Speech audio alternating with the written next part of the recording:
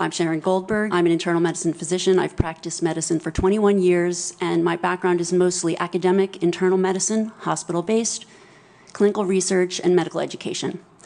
I am going to skip many of the things I wanted to say because I didn't realize it was only 5 minutes.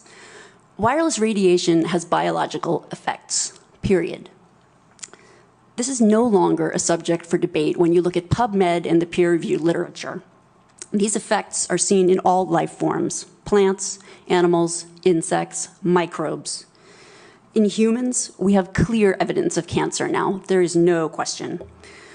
We have evidence of DNA damage, cardiomyopathy, which is the precursor of congestive heart failure, neuropsychiatric effects.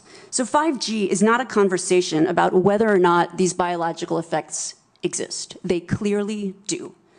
5G is a conversation about unsustainable healthcare expenditures. Why do I say this?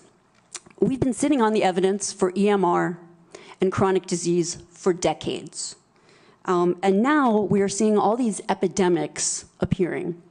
So diabetes is the first epidemic. I think most of you know the statistics. They're very scary.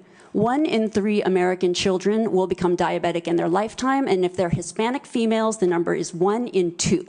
Okay. So what does this have to do with wireless radiation? Wireless radiation and other electromagnetic fields, such as magnetic fields and dirty electricity, have been clearly associated with elevated blood sugar and diabetes. That is what the peer-reviewed literature says. It is not opinion.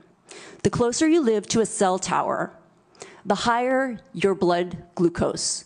That is based on hemoglobin A1C measurements. So the idea with small cells of putting the cells closer to people's homes and bedrooms scientifically is very dangerous. And from an economic perspective, it's dangerous. And you may not know this. I was shocked to find this out. But the way you create a model of diabetes in rats in the lab is by exposing them to 2.4 gigahertz. And this is not for long-term exposure.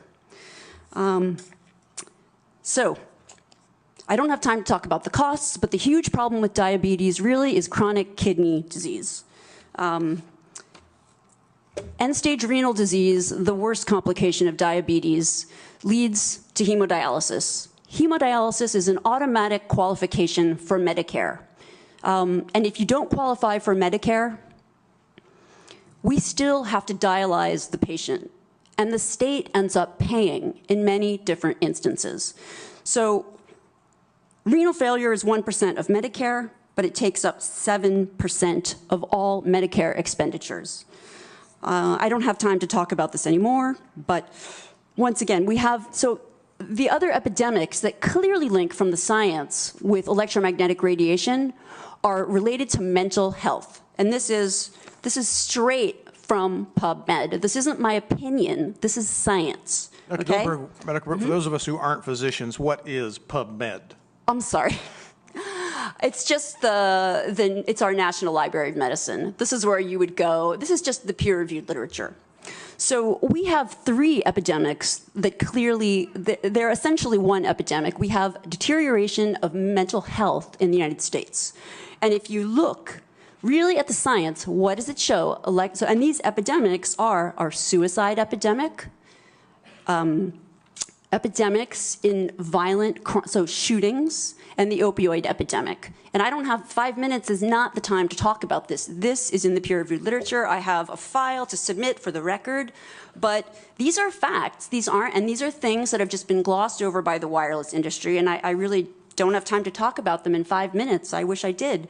But we need to examine our epidemics in the context of our EMF exposures. What does that mean?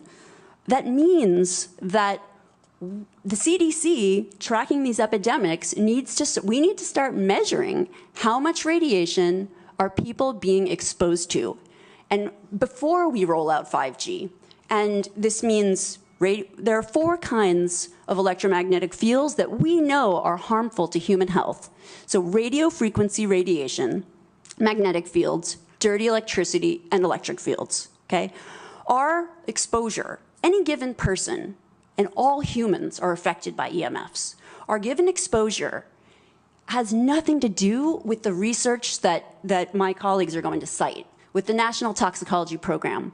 That is an assessment of the risk of one cell phone in the near field, okay? What is our exposure in a day? It's not one cell phone. It's cell phones, it's multiple wireless networks, it's smart meters, it's cell towers. It's this sandwich, and it all adds up. And this is a serious problem for occupational health, public safety, and personal safety.